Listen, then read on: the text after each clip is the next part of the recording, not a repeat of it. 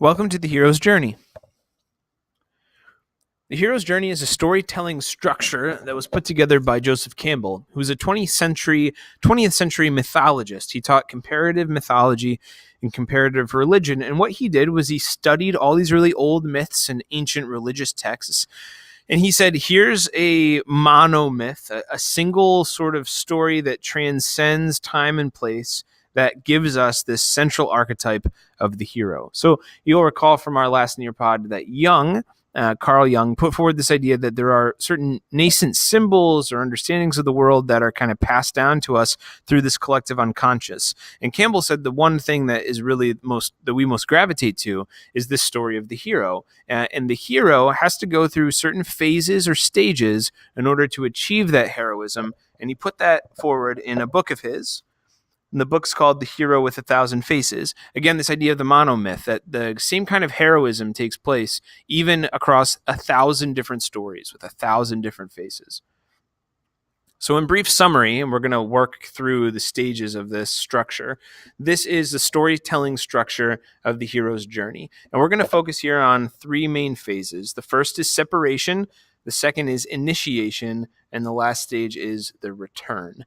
You'll notice that this storytelling structure is cyclical rather than linear. We tend to think of our storytelling as progressing from left to right, from A to B. Instead, the hero's journey suggests not just movement through a beginning understanding of self into various trials and achievements and reconciliations, but finally a return back to the place that the hero came from, to truly show that that hero has matured or grown or developed in a way that he wouldn't have outside of this quest.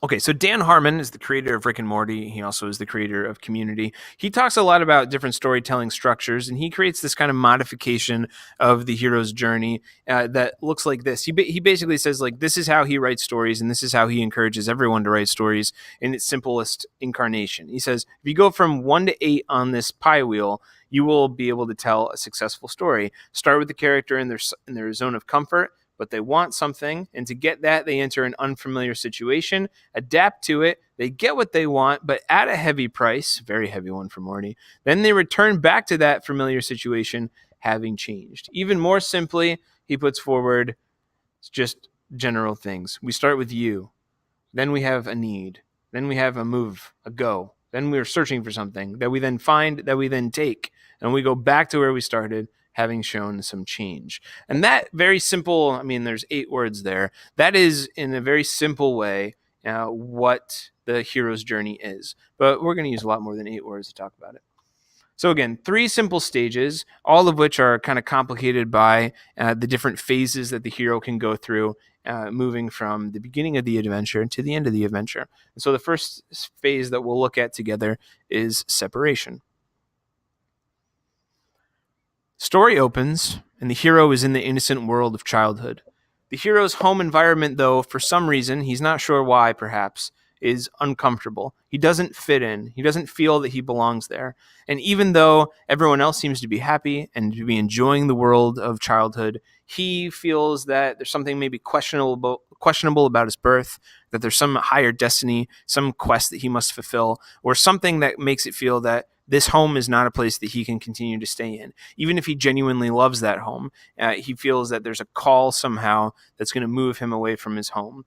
And so in that initial space of discomfort, then, the hero is ready to heed the call to adventure. So the call to adventure is whatever that kind of initiating spark is that starts the story. So for Harry Potter, of course, it's being told that he's a wizard. For Alice, it's following that rabbit who can talk, what's up with that, to the rabbit hole, and being faced with the possibility now of an adventure that's in front of her. But a lot of people, when they first get that call, they refuse the call, and they feel that they're not ready, or they feel that they have to remain home. They're not prepared to go on this adventure. And even though they feel uncomfortable in their initial circumstances and the call has been sounded forth, they feel that they're not ready to go about that circumstance. But eventually, of course, the hero must decide to answer the call, to take the ring to Mordor, to take responsibility for the adventure that has been put on their shoulders. And to get to that answer, sometimes is small little existential work. Sometimes, though, the way that we get to that answer is through supernatural aid. And there's three different kinds of supernatural aid that Campbell talks about. He talks about some kind of mentor, some kind of talisman, or some kind of companion who aids the hero in this quest. So we can think about the mentor as the character who guides the hero, helping them to understand things about their life and providing the hero with special training. That's all of our origin stories, right? You need like a Tony Stark, a Ra's al Ghul. You need somebody who's going to put the hero through train. You need a Morpheus to your Neo. You need somebody who's going to train you in preparation for this big adventure. You need a Gandalf, you need a Dumbledore, you need a Merlin, and other old white wizards. Sometimes, though, it's a talisman, something of special significance to our hero. Of course, in this example with Aladdin, you have both the talisman, which is the lamp, and the mentor, who is the genie, kind of combined into one archetype. But you can think about in Lord of the Rings, the ring here is the talisman. You can think about any character, Thor's hammer, right, which is his essential, the thing that he uses to continue his adventures. Any of those essential kind of props, the wizard's wand, the thing that they need in order to help them to complete their quest.